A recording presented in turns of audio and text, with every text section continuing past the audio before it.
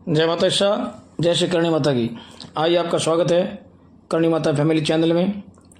अभी हमने जो श्रृंखला प्रारंभ की है, महादेव, उमा, माँ सती, हिंगलाज माता, आवड़ माता, करणी माता इतिहास के बारे में, इसी क्रम में कल हमने आपको माँ सती के रूप माँ हिंगलाज माता के दर्शन करवाए थे।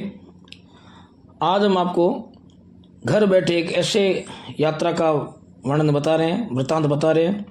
हिंगलाज माता यात्रा, ये यात्रा अभी करना सुलभ नहीं है, और अभी जो रास्ते मार्ग बता रहा हूँ या मैं आपको समझा रहा हूँ, वो जब सुलभ होंगे तो उसमें क्या क्या आपको दर्शन करने होंगे, कैसा रास्ता होगा, कितना पैसा लगेगा, क्या क्या साथ ले जाना चाहिए, क्या करना चाहिए, वो सब के बारे में आपको एक पूरी जानकारी दे रहा हूँ।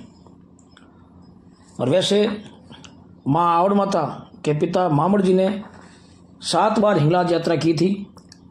बताई जाती है इसके आशीर्वाद स्वरूप माँ हिंगलाज ने स्वयं आवड़ जी माता के रूप में 7 बहनों के रूप प्रकट हो एक चमत्कारिक पवित्र जीवन जिया था, जिसके परवाड़े डिंगल भाषा अटा पड़ा है। इसी प्रकार माँ करणी जी के पिता मिहा जी ने भी हिंगलाज यात्रा में अपना नाम चलाने के लिए पुत्र रचना की इच्छा से माँ हिंगलाज ने यात्रा की थी, जिससे आकाशवाणी के उद्घोष की स्वीकृति मिली थी। इस आशीर्वाद एवं आश्वासन के फलस्वरूप ही माँ करणी जैसे महान शक्ति मिहा जी की पुत्री रूप प्रकट हो और अपना नाम कमाया, नाम चलाया। दिन दुगुना रात चुगुना माँ का नाम अजर अमर है, और जिनसे हम सभी आश्रय प्रदान कर रहे हैं। चारणों के लिए तो हिंगलाज यात्रा जीवन में एक ऐसा प्रतिफल के रूप में अग्रणी मानी गई है। इसका सुअवसर प्राप्त कर लेने वाला चारण अपने आप को अत्यंत सौभाग्यशाली कृत्य समझता है। इसके अतिरिक्त ब्रह्म, क्षत्रिय, खत्री, सिंधी समुदाय की माँ हिंगलाज कुलदेवी है एवं पूरा समाज माँ को समर्पित है। बंगालियों में माँ हिंगलाज के प्रति लगाव एवं आस्था आ रही है। माँ हिंगलाज के दर्शन के समय में इतने सुलभ नहीं है, फिर भी अगर माँ का बुलावा हो, भक्ति की भावना हो, उसको रोकना कठिन नहीं बल्कि नामुमकिन है। हाँ, समय को देखते हुए जिस प्रकार की यात्रा प्रक्रिया है उसके अनुसार चलना पड़ता है। एक देश से दूसरे देश जाने के लिए सर्वप्रथम आपके पास पासपोर्ट होना चाहिए, फिर उसके आधार पर आपको वीज़ा या आज्ञा पत्र मिलता है की आवश्यकता होती है, जिसमें आपको उन स्थानों तथा कितना समय रुकना है ये सब अंकित होता है। यहाँ वीज़ा माँ हिंगलाज यात्रा के लिए नई दिल्ली स्थित पाकिस्तान उच्चायोग हाई कमीशन के यहाँ प्राप्त हो सकती है। जब यात्रा सुलभ होगी तो कौन से रास्ते आएंगे, कैसे जाना पड़ेगा, मैं आपको बता रहा हूँ। अभी ये यात्रा सुलभ नहीं है। जैसे बलूचिस्तान जाने के लिए चयन करना पड़ता है। भारत में जाने के लिए यात्री को सबसे पहले अपने कराची पहुँचना पड़ता है। यहाँ से आगे की यात्रा प्रारंभ होती है। कराची पहुँचने के लिए 3 मार्ग है, रेल मार्ग, सड़क मार्ग और हवाई मार्ग। रेल मार्ग पाकिस्तान जाने के लिए 2 रेल मार्ग हैं। एक समझौता एक्सप्रेस जो दिल्ली से अटारी होते हुए लाहौर एवं फिर लाहौर से कराची जाना पड़ता है। दूसरा थार एक्सप्रेस जोधपुर से बाड़मेर होते हुए मुनाबाव तक, फिर भारतीय जीरो लाइन से पाकिस्तान जीरो लाइन एवं वहाँ से कराची। यह मार्ग ही राजस्थान से जाने के लिए यात्री के लिए उपयुक्त है। एक रेल मार्ग की समस्याएं क्या होती है?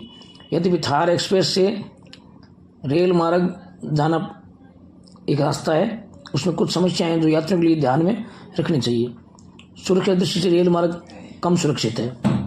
नो मैनलैंड का करीब 30 मीटर का रास्ता है जो भारत एवं पाकिस्तान जीरो लाइन के बीच है। यहाँ यात्री को अपना सामान स्वयं लेकर जाना पड़ता है। बुजुर्ग एवं सक्षम यात्रियों के लिए ये कष्टप्रद है। भारतीय इमिग्रेशन एवं कस्टम तथा पाकिस्तानी इमिग्रेशन एवं कस्टम में गहन सुरक्षा जांचों में बहुत अधिक समय लगता है। सामान्यतः रेल के एक फेरे में यदि 500 यात्री भी हैं तो प्रति यात्री 2 मिनट भी लगे तो 6-7 घंटे इधर तथा 6-7 घंटे उधर। इस बीच भारतीय क्षेत्र में व्यवस्था सुविधाजनक है, परंतु पाकिस्तान क्षेत्र में अभी वैसी सुविधाएं उपलब्ध नहीं है। आशा है कालांतर में इन समस्याओं का समाधान हो सकता हो जाए।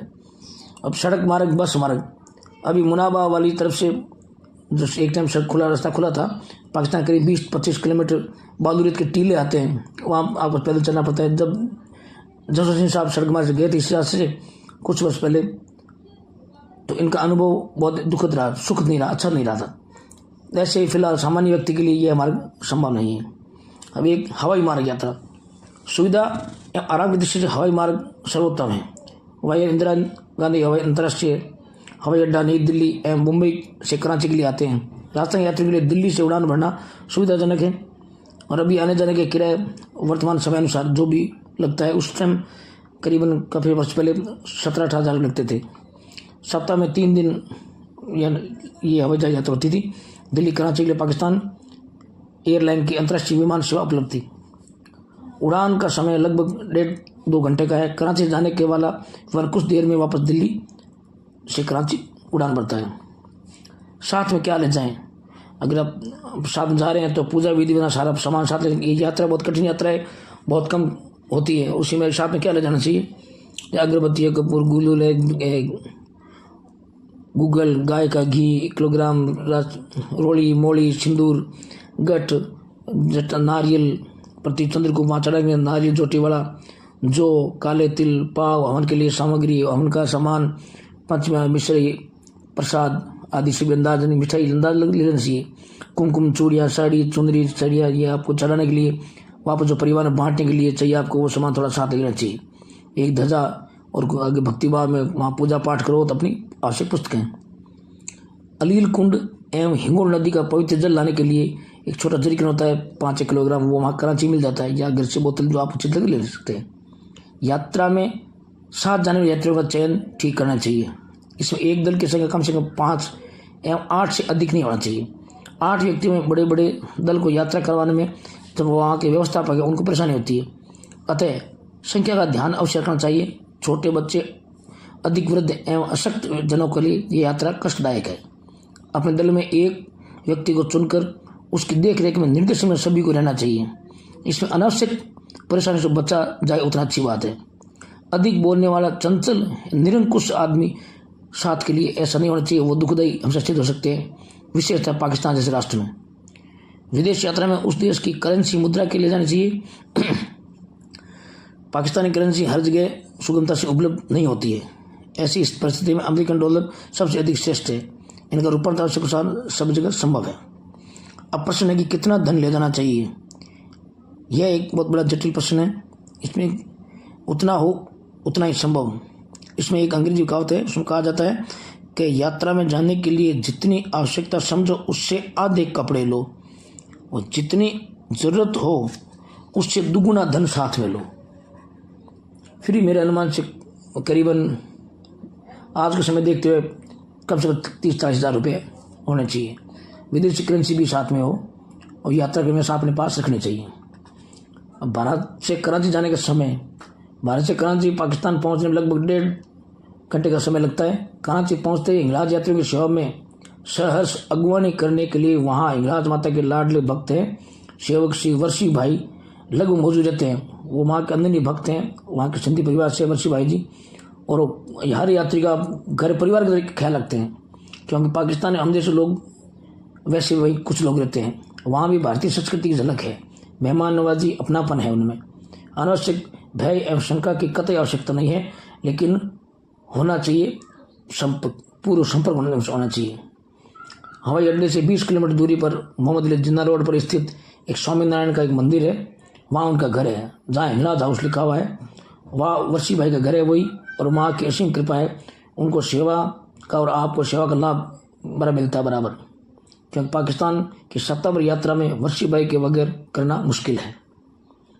यह स्वामीनारायण मंदिर परिसर एक ऐसा मंदिर परिसर है जहाँ देवी देवताओं श्री गुरु ग्रंथ साहिब स्थापित है, जिनकी नियमित पूजा पाठ सुंदर व्यवस्था है। इस मंदिर परिसर छोटे छोटे क्वार्टर बने हुए हैं, जिनमें लगभग 100 परिवार निवास करते हैं। परिसर में आवासियों के लिए एक समिति बनी हुई है जो उनकी देखरेख करती है।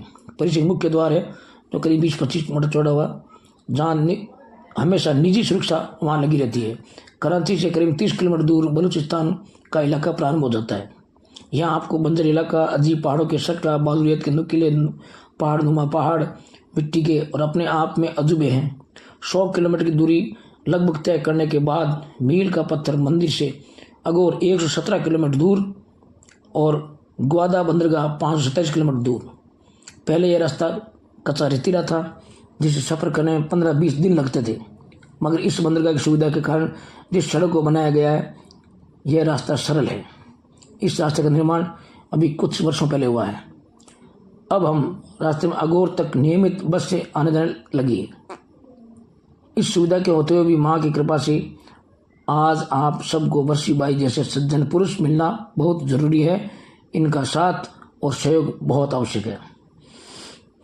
यात्रा से 1 घंटे के बाद पुलिस चौकी, जब यात्रा शुरू करते हैं वहाँ से कराची से, तो 1 घंटे बाद पुलिस चौकी आती है, जहाँ आपको अपने कागजात सारे चेक कराने पड़ते हैं। वहाँ आपको एक जीप के अंदर कच्चा मार्ग तय करते हुए चंद्रकूप की यात्रा करनी पड़ती है। गाड़ी पोर सनफराई स्थान पर पहुँचती है, जहाँ से चंद्रकूप यानी भबकनाथ पहाड़ी दिखाई देती है दूर से। जीप को रेतीले मार्ग होते हुए बड़ी मुश्किल से निकलते हुए बाबा चंद्रकूप तक पहुँचती है। बाबा का जमीन से 3 से 4 फीट ऊपर ऊंचा स्थान है, जिसमें चढ़ाई करने के बाद आपको चंद्रकूप के दर्शन होते हैं। यह पहाड़ी राख, मिट्टी, कंकरों से बनी हुई है। आपके कहीं खड्डे, कहीं ढलान, तो कहीं सपाट स्थान है। चंद्रकूप स्थान 100 से 150 गज के घेरे के अंदर है। पानी है, मिट्टी एवं राख का दलदल भरा हुआ है, जिससे बुदबुदे एवं भाप उठती रहती है, यानी कि ज्वालामुखी की तरह है, जिसको नज़दीक स्थान बेहद चिकना बना रहता है। पाँव टिकना मुश्किल है। अगर एक तरफ फिसले तो वहाँ दलदल में, दूसरी तरफ फिसले तो पहाड़ी के नीचे। यह डर लगा रहता है हमेशा। वायु भी, हवा बहुत तेज चलती है। खैर, जैसे तैसे टिके रहना पड़ता है, क्योंकि दर्शन बाबा के जो आज्ञा जरूरी है। यहाँ पर अगरबत्ती धूप करके अपने नारियल चंद्रकूप भगवान को भेंट करके उनसे यात्रा की एवं माँ के दर्शनों की अनुमति प्राप्त की जाती है। यह हिंगलाज यात्रा पहला पड़ाव पूरा होता है। यहाँ 40-50 किलोमीटर चलने पर अघोर नामक स्थान आता है। यहाँ का मुख्य सड़क छोड़ पहाड़ की तलहटी से कच्चे सड़क पर चलना पड़ता है। यहाँ सड़क रेतीली नहीं, गाड़ी आराम से चल सकती है। इस मार्ग हिंगोल नेशनल पार्क किलोमीटर एक बोर्ड लगा है, वहाँ से निकलते ही आपको एक छोटा जलाशय दिखाई देगा। वही पवित्र हिंगोल या अघोर नदी है, जो एक गहरे खड्डे का रूप धारण कर जलाशय बना हुआ है, जिससे मगरमच्छ, मछलियाँ काफ़ी संख्या में हैं। इस स्थान से 15 किलोमीटर दूरी पर किलेनुमा पहाड़ दिखाई देता है, तथा बाईं तरफ हिंगोल नदी कभी दूरी कभी पास बहती हुई आपको दिखाई देती है। यहाँ आबादी कम है। यह हिंगोल नदी के किनारे हाथ मुंह धोकर अपना पूजा अर्चना, जोत, फल, नारियल, प्रसादी चढ़ाई जाती है। बरसात के मौसम में नदी का वेग तेज होता है, नदी को पार करना संभव नहीं होता है। पुल निर्माण था, एक ने बना तो ध्वस्त हो गया। वहाँ से जैसे ही माई के महल दिखाई देते हैं, चारों तरफ सुंदर पहाड़ों का अद्भुत नज़ारा देखने को मिलता है। माई के महल में प्रवेश होते ही चारों तरफ सुंदर पहाड़, अद्भुत नज़ारा। घाटी नुमा रास्ते पर पक्की सड़क श्री हिंगलाज सेवा मंडली की उनके द्वारा बनाई गई है, वहाँ आराम से पहुँचते हैं। पहले पूजा स्थल पर सरकटा गणेश या मुंड कटा गणेश पर सबको रुकना चाहिए। सड़क की बाईं तरफ एक तिकोनी विशाल शिला है। हिंगलाज सेवा संघ बोर्ड नाम छोटी सी गणेश प्रतिमा स्थापित की हुई है। आदिदेव विनायक की सभी को पाँव से, मन भाव से पूजा अर्चना, दीपक करें, प्रसाद चढ़ाएं एवं स्तुति करें। करीब 3-4 किलोमीटर चलने पर दाईं ओर मुड़ने से एक चौरस मैदान आएगा, जिसकी एक और एक पट अंग्रेजी उर्दू में लिखा हुआ नानी का मंदिर। यहीं गाड़ी उतरना पड़ता है। सभी को माँ हिंगलाज एवं माँ करने के जयकारा के साथ उद्घोष करना चाहिए। यहाँ पर 1 और 2 छोटी छोटी गुमटियाँ हैं। यह आशापुरा माई और बजरंगबली के मंदिर हैं। इसके दूसरी ओर एक विश्राम स्थल है, जहाँ फाटक से अंदर घुसते ही चौक के बंगले में 2 सुंदर हॉलनुमा कमरे बने हुए हैं। एक सुविधा कक्ष चौक के एक और कमरे में अंदर भी है, जहाँ 20-30 व्यक्ति आराम से रुक सकते हैं, आराम कर सकते हैं। माँ के द्वार पहुँचकर दर्शनों के लिए उतावला तो मन हो ही जाता है। पहले शायद अंधेरे के कारण प्रातःकाल समय ही दर्शनों के लिए उपयुक्त था, पर अब श्री हिंगलाज सेवा मंडली के सदप्रयासों ने पूरा क्षेत्र, मंदिर, रास्ता चौं और फ्लैश लाइट लगी अच्छी रोशनी है, जगमगा रही है रोशनी। 2 ऊंचे पहाड़ों के बीच घाटी में रास्ता है, जो बीच कारण कभी एक तरफ कभी दूसरी तरफ घुमा कर बनाया हुआ है। बहुत संभल कर चलना पड़ता है। कुछ ही दूरी पर आता है कालिका माता का चबूतरा। उस स्थान पर माँ काली की प्रतिमा है। दीवार में एक बड़ा बम्बीनुमा छेद था, जिस समय सिंदूर लगा था। यहाँ प्रणाम कर आगे बढ़े तो छोटे छोटे देवल मार्ग से आए। इसमें एक मेलडी माई का था, जो ऊँट की सवारी करती थी। अघोर नदी के पार होते ही समतल रास्ते में गुजरने के बाद कुछ ही दूरी पर सामने चिर प्रतिष्ठित माँ हिंगलाज का मुख्य मंदिर दिखाई देने लगता है। मंदिर के ठीक सामने कुछ समय पहले तक एक शरण कुंड था, जिसमें यात्री स्नान कर पूजा के लिए आगे बढ़ते थे। अब वह वर्षों से मिट्टी से भर चुका है। मंदिर का प्रवेश द्वार 8 से 10 सीढ़ियाँ चढ़ने पर नजर आता है। मंदिर में प्रवेश करते ही चौक आता है। 3-4 सीढ़ियाँ चढ़ने पर एक चबूतरा, जिसके बाईं तरफ एक वेदी बनी है। यही है माँ हिंगलाज की विशाल गुफा में माँ की पूजा की वेदी। यह विशाल गुफा पहाड़ को काट कर बनी है, जिसकी छत लगभग 50 फीट ऊंची। यह चट्टान झूलती हुई नजर आती है, जिसके लटकने के कारण पूजा की वेदी और चबूतरे का ढका हुआ नजर आता है। वैसे यह खोहनुमा गुफा मंदिर की निर्मित 4 दीवारी के बाहर से शुरू होती है और अंत में शहरी एवं ऊंची बनी जाती, अंदर गहरी एवं ऊंची बनी है। उसके एक भाग को 4 दीवारी बनाकर द्वार लगाकर उसको मंदिर के रूप दिया गया है। सामने वेदी पर एक सिंदूर रंजित नेत्रयुक्त पिंडियाँ सुशोभित है, जिससे एक माँ हिंगलाज के मस्तिष्क के प्रतीक तो दूसरी भैरव बाबा का प्रतीक है। एक और अखंड दीपक जलता रहता है, जहाँ त्रिशूल लगे हैं। ऊपर लाल चुनरिया शोभायमान रहती है। माँ हिंगलाज मंदिर के पास से यक्षों द्वारा निर्मित माई के महलों की कारीगरी देखने लायक है। झरोखे, खिड़कियाँ साक्षात नजर आती है। यह सभी नज़ारे माँ हिंगलाज मंदिर के परिसर में हैं, जहाँ माँ हिंगलाज के दर्शन करने होते हैं। तब सभी को एक झरने से होदनुमा इकट्ठे पानी में स्नान करने के बाद गीले कपड़ों के साथ गर्भगृह में बाईं ओर प्रवेश कर दाईं ओर बाहर निकलना पड़ता है। समर्पण एवं निष्ठा के बल से सभी दर्शनार्थियों को इसके पार पहुंचते ही वह श्रद्धा विश्वास होना चाहिए। गुफा के रास्ते में कोई कठिनाई नहीं है, घुटनों के बल रेंग कर चलना पड़ता है। वहाँ से बाहर निकलकर नवजात शिशु की भांति रोने का उपक्रम करना पड़ता है। वहाँ आपको मिश्री एवं जल की घूंटी दी जाती है। इस समय आपको मन ही मन अरदास करना चाहिए, हे माँ, हम में नई चेतना भरे, नई ऊर्जा भरे और आशीर्वाद प्रदान करे कि जीवन के जिस चरम लक्ष्य की प्राप्ति के लिए मनुष्य जन्म मिला है, उस लक्ष्य की प्राप्ति में ही शेष जीवन निकले। माँ की सदाई जय हो। जन्म घंटी के बाद स्नान करके पहने हुए कटी वस्त्र छोड़ना होता है। एक समय में निवस्त्र गुफा में निकलना पड़ता था, वर्तमान ऐसी कोई शर्त नहीं है। नए वस्त्रों को धारण करने के बाद माँ के दर्शन करने होते हैं। प्रसाद चढ़ाई जाती है। माँ के दर्शन के बाद एक विकट चढ़ाई वह 84 की यात्रा जाना पड़ता है, जिसको कुछ लोग जानते हैं। चट्टान विकट है, वहाँ से अलील कुंड का जल ला सकते हैं। पहाड़ के ऊपर समतल स्थान है, जो गुरु गोरखनाथ चरण चिन्ह या पत्थर पर पैरों के निशान एवं गुरु नानक की पावड़ियाँ खड़ाऊ भी बनी है।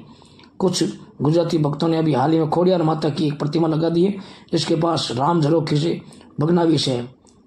यहीं एक तरफ 100 फुट ऊंची विशाल गुफा है, जिसको कोई और छोर पता ही नहीं। अतः स्वच्छ जल का सुंदर अलील कुंड है। इसके किनारे लाल कनेर का छोटा पौधा है। पानी में 5.5-6 फुट लंबा प्राकृतिक शिवलिंग है और पास में एक छोटा जल कुंड है। पहाड़ पर कोई जानवर या पशु पक्षी नहीं है, एकदम निर्जन स्थान है।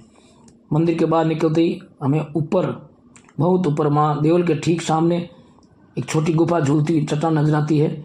उसी पर स्पष्ट सूर्य और चंद्रमा अंकित है। भगवान श्री राम गुरु वशिष्ठ की आज्ञा से रावण वध के पश्चात ब्रह्म हत्या से मुक्ति पाने हेतु जब भगवान हिंगलाज के दर्शन करने आए, तो उन्होंने अपनी उपस्थिति और ईश्वर अवतार प्रमाणित करने के लिए यह सूर्य चंद्रमा अपने हाथों से अंकित किए। यह देवी कृति कल्पनातीत है। कोई मनुष्य पर्वत की ऊंची चोटी इस प्रकार अंकित करने में समर्थ नहीं हो सकता। अगर आप 84 की यात्रा पर न जा सकते हैं, तो आपको मंदिर के पास विशाल शिला मंदिर के सामने झरने के किनारे हैं। इसकी 3 प्रदक्षिणा कर लेने 84 की यात्रा का फल यहीं प्राप्त हो जाता है। यह प्रदक्षिणा भी सरल नहीं है और आसान होती भी कैसे है। आखिर 84 की परिक्रमा जो है, इस शिला के बारे में चर्चित है कि जब श्री गोरखनाथ महाराज तपस्यारत थे, तो उनके मन में पहाड़ के ऊपर स्थित अलील कुंड की गहराई नापने की जिज्ञासा हुई। उन्होंने यह शिला कुंड में गिरा दी, जो सीधी माँ हिंगलाज के मंदिर के सामने आकर ठहरी। तभी से इस पवित्र शिला की पवित्र 84 की परिक्रमा को समक्ष मानी जाने लगी है। एक नगर कटा स्थान है, जो यहाँ से करीबन माँ हिंगलाज की यात्रा से एक तरफ दूसरी तरफ जाना पड़ता है। करीबन 100 किलोमीटर दूर है। वो एक दूर से नगर ठट्टा है। इलाका उपजाऊ है, पानी की बहुतायत है।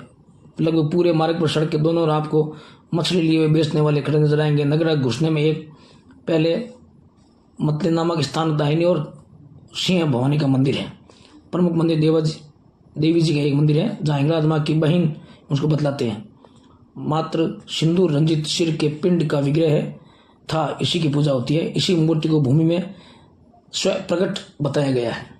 इसके बाद एक देवल माँ एवं माँ काली विराजमान है, जिसके प्रणाम आगे बढ़ना होता है। जैसे कि वहाँ परिपाटी मुख्य देवता के अतिरिक्त प्राय सभी देवी देवताओं की प्रतिमाएं वहाँ मौजूद है। प्रांगण में अलग अलग मंदिर स्थापित है। राधा कृष्ण के, भगवान शंकर के, राम दरबार, श्री गणेश जी, बजरंग बली आदि सभी का शोभायमान है। मुख्य मंदिर के दाहिनी ओर सीढ़ियों उतरकर एक पानी का कुंड है, जिसके बताया जाता है कि इसमें अटूट पानी है, हर समय विद्यमान रहता है। यद्यपि कोई स्रोत आने वाला नजर नहीं आता कहाँ से। कहते हैं कि माँ हिंगलाज के असली अलील कुंड की तरह यह भी पाताल फोड़ है। इस मंदिर का अस्तित्व बताया जाता है कि मंदिर में दर्शन किए बगैर माँ हिंगलाज की यात्रा पूर्ण नहीं हो जाती है। बताया जाता है कि भगवान श्री राम भी माँ हिंगलाज की यात्रा के लिए यहीं से आज्ञा लेकर गए थे। इस मंदिर में दर्शनों का विशेष महत्व है। हालांकि हिंगलाज यात्रा आसान नहीं है, ये इतनी विकट पूरी आपको यात्रा से निकलना पड़ता है, तब जाके आप हिंगलाज यात्रा होती है। और हिंगलाज सेवा मंडलियाँ कई बनी हुई हैं जो आपके सहयोग करती हैं। हर वहाँ के लोग इतने सहयोगी है कि आप जब एक बार पहुँचोगे तो हमेशा आपके साथ रहेंगे जब तक वापस रवाना नहीं हो जाओगे। और मैंने हिंगलाज माता के दर्शनार्थ यात्रा का जो आपको वर्णन सुनाया है, सुलभ कराया है, जो सभी जानकारियाँ मैंने ली है डॉक्टर करणी सिंह जी की रत्नों की शरण हिंगलाज किताब से। करणी सिंह जी सहपत्नी अपने साथियों के साथ हिंगलाज यात्रा दर्शनों पधारे थे। उन्होंने अपने यात्राओं के अनुभव और यात्राओं के माँ के दर्शनों का लाभ सुलभ हुआ था उनके कारण। इस उद्देश्य से कारण उन्होंने यात्रा वृत्तांत के आधार पर शरण हिंगलाज पुस्तक की रचना की थी।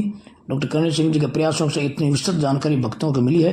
रत्नों जी आज संसार में नहीं है, मगर उनका साहित्य और मार्गदर्शन हमेशा इस पुस्तक द्वारा हमारे सामने रहेगा। रत्नों जी की इच्छा से यह जानकारी पुस्तक में दी गई और मैंने ली है उनसे पुस्तक से ही। माँ हिंगलाज माता डॉक्टर करणी सिंह जी को अपनी शरण में रखे। शरण हिंगलाज पुस्तक देशनोक जयपुर में आपको जगह मिल जाएगी। आज हमने हिंगलाज माता का वृत्तांत सुनाया है, जो कि थोड़ा बड़ा जरूर है। और इसी क्रम में हम आगे आपको कल हिंगलाज माता के पूरे अवतार के बाद में तेमड़ा रहे आवड़ माता के अवतार, करणी माता, इसी को सुनाएंगे। आप चैनल सब्सक्राइब करें, माँ का प्रचार प्रसार, ये माँ की सेवा का लाभ लें लोगों तक।